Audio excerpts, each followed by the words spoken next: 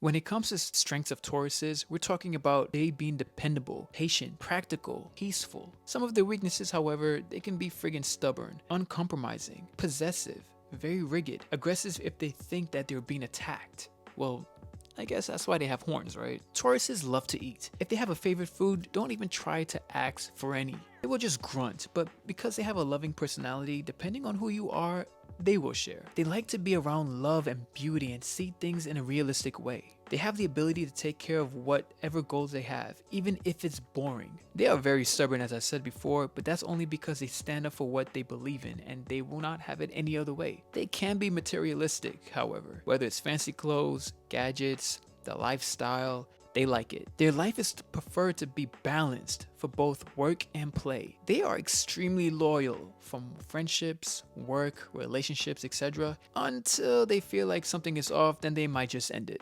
I hope that you guys enjoy this quick bada bing bada boom toot boom boom type style of content. If so, I have the other zodiac signs in the exact same format, so do check it out. If you want to see something that's a little bit more in depth, I have a whole playlist describing each of the zodiac signs. Check that out too if you want. But until next time, matane.